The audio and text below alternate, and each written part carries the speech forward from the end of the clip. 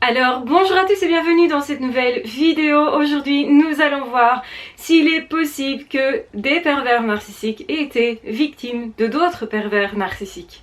Donc c'est une question qui peut revenir régulièrement. Est-ce que effectivement ces personnes pourraient tomber sur plus pervers qu'eux finalement, ou sur le même type de profil? Alors, généralement, les pervers narcissiques ont eu dans leur enfance des personnes perverses narcissiques autour d'elles, dans la famille. On remarque en fait, quand on analyse l'arbre généalogique, qu'il y a toujours un ou une perverse narcissique dans l'entourage, et plutôt dans l'entourage proche. Et en fait, cet enfant-là a valorisé le fait d'être tout puissant, a été aussi chaque fois valorisé par ce parent-là, par exemple, quand ils ont présenté des comportements manipulateurs par rapport à quelqu'un d'autre. Donc ils ont déjà été utilisés comme des objets enfants, soit en étant survalorisés, soit en étant cachés.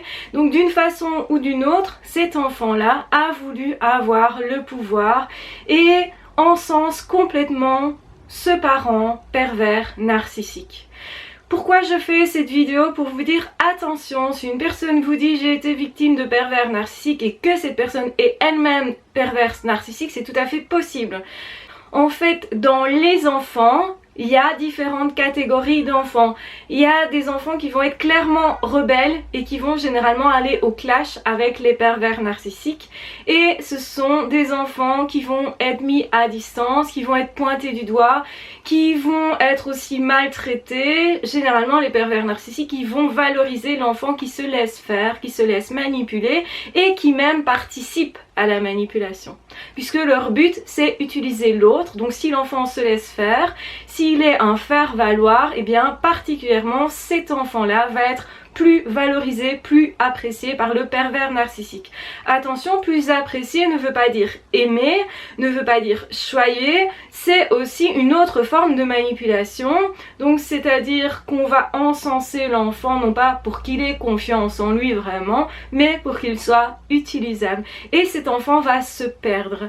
Donc il y a l'enfant rebelle effectivement qui est visiblement rebelle, et il y a aussi l'enfant rebelle qui ne l'est pas, qui en fait va intérioriser, qui va jouer le jeu à un moment donné pour se sauvegarder, mais qui intérieurement va aussi se dire plus tard tu verras je ferai autre chose, qui va se dire je vais prendre ma revanche, mais dans le futur ça changera, dans le futur les choses vont être différentes, etc. Et cet enfant-là se rend bien compte de la situation, en tout cas il se rend compte que c'est pas normal, il se rend pas forcément compte que c'est de la perversion narcissique, n'arrive pas forcément à mettre des mots dessus, mais c'est un enfant qui va quand même apprendre à se protéger. Ça veut dire quand même que c'est un enfant qui va être traumatisé, qui va avoir du mal à développer son autonomie. Donc j'en ai parlé énormément dans la formation que j'ai faite sur les enfants de pervers narcissiques, comment s'en sortir. Donc justement, si vous vous posez cette question-là, je mettrai en barre d'infos le lien vers cette formation, c'est sans obligation bien entendu, mais si vous cherchez une aide à ce niveau là, sachez que la formation existe et elle est disponible. Donc ce qui va se passer, c'est que parmi les enfants, les parents vont leur faire jouer différents rôles. Donc c'est vrai que les parents généralement, quand ils sont sains, font déjà porter pas mal de choses à leurs enfants parce que on projette pas mal de choses sur ces enfants, on souhaite leur réussite mais aussi un peu d'une façon égocentrique, et donc ici on est vraiment au cœur de l'égocentrisme. Il n'y a que ça, que chez un parent sain il n'y a pas que ça. Le parent sain il va chercher justement à ce que l'enfant soit bien pour lui. Donc ça veut dire qu'on va essayer de faire en sorte que l'enfant ait des outils pour bien vivre, pour vivre heureux, pour réussir sa vie, pour être certainement aussi bien poli, etc., éduqué dans certains milieux, puisque ça fait partie de ce dont on a besoin aussi pour vivre en société. Donc on va donner à l'enfant les règles, les normes, tout ça va être clair. Les parents pervers narcissiques, parents, grands-parents, frères, sœurs, etc., toute personne perverse narcissique ne donne pas cette clarté-là. En fait, avec eux, on ne sait jamais sur quel pied danser. Donc l'enfant du coup n'arrive pas à se construire non plus parce qu'il ne sait pas vraiment où sont les règles. En fait les règles elles sont pas du tout les mêmes dans une famille de pervers narcissiques que dans une famille saine. Et c'est vrai qu'un enfant peut tout à fait se dire victime de pervers narcissique et puis le devenir lui-même. Et ça commence assez vite dans l'enfance. C'est pour ça que je parle d'enfance. Et effectivement, c'est choquant de penser qu'un enfant puisse déjà être câblé de cette façon-là. Et pourtant, quand vous regardez dans les cours de récréation, vous voyez ce type de comportement typique des pervers narcissiques. Je rappelle que pour être pervers narcissique, il faut toute une série de critères à remplir. C'est pas juste quelqu'un qui s'amuse, qui fait mal une fois, qui peut-être nous blesserait ou nous choquerait. Non, c'est beaucoup plus que ça. Être pervers narcissique, c'est vraiment une composition de la personnalité. Finalement, la personne ne fonctionne plus que comme ça, en utilisant les autres comme des objets, et souvent comme il a été lui-même utilisé enfant. C'est un enfant généralement qui a été dévalorisé constamment ou survalorisé, mais dans tous les cas comme un objet qui a été utilisé, que ce soit dans la dévalorisation ou dans la survalorisation. C'est-à-dire que le parent pervers narcissique, il va dévaloriser l'enfant pour se grandir lui, pour avoir cette impression de toute puissance. Donc c'est dans un but auto-centré que le parent fait ça. Aussi, quand il valorise l'enfant, il va lui dire t'es le plus grand, t'es le plus beau, c'est normal, t'es le mien. Donc on va pas valoriser l'enfant pour lui-même, pour lui dire tu es beau, d'ailleurs tu vas réussir ta vie, fais ce que tu veux, mon fils ou ma fille, fais tes expériences, etc. Non, du tout. On va valoriser l'enfant quand on veut que l'enfant ait tel comportement précis, et en fait les règles, elles vont être en fonction de l'humeur du pervers narcissique. C'est pas des règles comme certains parents pourraient en mettre justement pour guider l'enfant, pour l'aider à avoir des comportements adaptés mais qui soient sains pour lui aussi.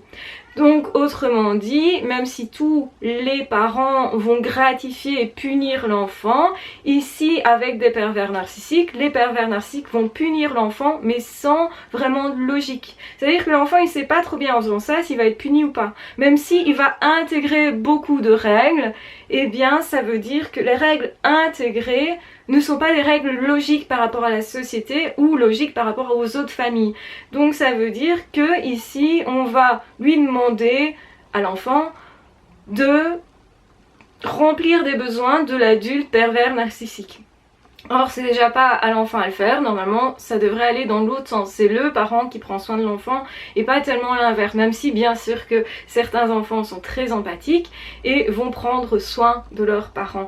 Et les enfants qui finissent par être sains dans cette situation, même s'il y a eu des traumatismes, etc., c'est pas un chemin de vie normal, facile, etc., il y a des conséquences de ça, mais certains enfants vont aller chercher l'affection ailleurs, soit en dehors de la famille, soit dans la famille élargie, et vont trouver quand même des points de repère et de l'amour. Et donc ça peut être aussi parmi la fratrie, il suffit d'avoir un frère, une sœur qui est stable, qui va jouer du coup le rôle du père ou de la mère. Donc les enfants généralement vont être parentalisés, donc c'est-à-dire qui prennent le rôle du parent. Donc c'est eux qui s'occupent de choses qui ne sont pas de leur âge. Donc ils vont faire les courses, ils vont laver la maison, ils vont prendre soin de leurs frères et sœurs, ils vont faire en sorte d'être une référence, un appui pour les autres. Et ils vont défendre les autres, etc. Et donc c'est comme ça que les enfants vont finir par devenir sains, en tout cas par échapper à la perversion narcissique, et vont finalement prendre de la distance par rapport à ce parent pervers narcissique, au moins au niveau intérieur. Donc c'est le plus important, hein.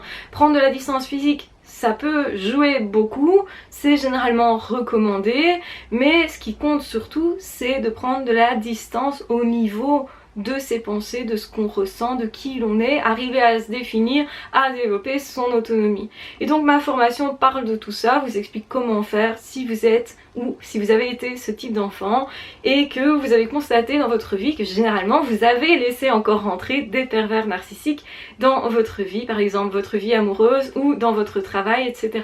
Pourquoi vous avez fait ça? Parce que ça vous était familier ou parce que à ce moment-là vous n'aviez pas encore le recul suffisant pour constater et comprendre ce que c'était. Donc une fois que émotionnellement vous avez réparé cette partie-là de vous, vous ne les laisserez plus rentrer parce que vous êtes devenu quelqu'un et parce que principalement vous-même, vous avez une vision de vous-même qui est faite d'amour, qui est faite de respect et vous ne tolérez plus l'irrespect des autres. Parfois même ça peut être un peu excessif.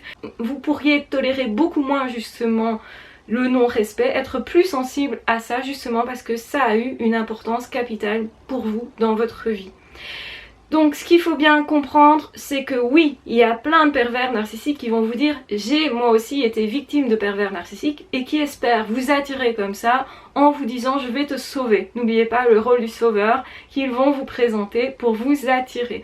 Vous allez être convaincu du coup que cette personne est une personne comme vous, une bonne personne qui va réellement vous aider. En fait, ce qui se passe, c'est que cette personne se cherche de nouvelles victimes et vous risquez d'en faire partie si vous n'avez pas conscience du fait que oui, il y a des pervers narcissiques qui sont réellement, donc qui vous mentent pas sur le fait qu'ils ont été victimes de pervers narcissiques, mais ça ne fait pas d'eux de bonnes personnes, des personnes réparées, des personnes saines, parce que quand on a été enfant de pervers narcissiques, si on ne se répare pas, on aura une petite tendance à manipuler ou une peur justement de rentrer en relation. En fait, on risque d'être dépendant affectif et donc de ne pas nécessairement avoir des relations hyper saines, bien sûr, surtout particulièrement dans des relations très proches.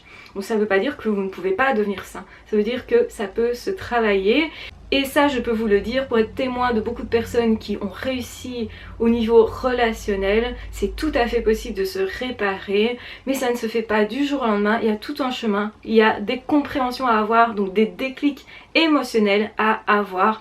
Et justement, c'est pour ça que la formation que j'ai créée à ce niveau-là était une formation qui me tenait tellement à cœur et je suis heureuse qu'elle soit là disponible parce que ça fait vraiment partie des trucs que je voulais faire sur cette terre. Parce que j'ai trouvé ça nulle part. Et je sais combien c'est douloureux. Je sais combien c'est compliqué. Et je sais combien on peut se relever, vivre heureux justement. Il y a toujours cette possibilité. La vie vous en apprendra toujours beaucoup.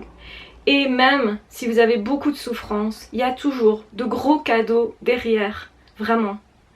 Donc, gardez bien ça à l'esprit, vous allez vous en sortir tant que vous gardez ça à l'esprit. Parce que je vous garantis qu'on peut vivre heureux et qu'on peut vivre même certainement plus heureux parce qu'on sait qu'on a quelque chose qu'on n'a jamais eu, une liberté, une autonomie, un amour de soi qui change tout. Je vous embrasse bien fort, je vous aime très fort, prenez vraiment bien soin de vous. De toute façon, on se retrouvera très vite dans d'autres audios ou dans d'autres vidéos. N'hésitez pas à vous abonner à la chaîne si vous ne voulez manquer aucune des vidéos. Il y aura encore beaucoup de surprises qui vont arriver. J'ai encore beaucoup à vous partager et donc ce serait bête de manquer ça. Donc prenez bien soin de vous et de toute façon, on se retrouve très vite dans d'autres audios ou dans d'autres vidéos. Ah, ciao, bye bye!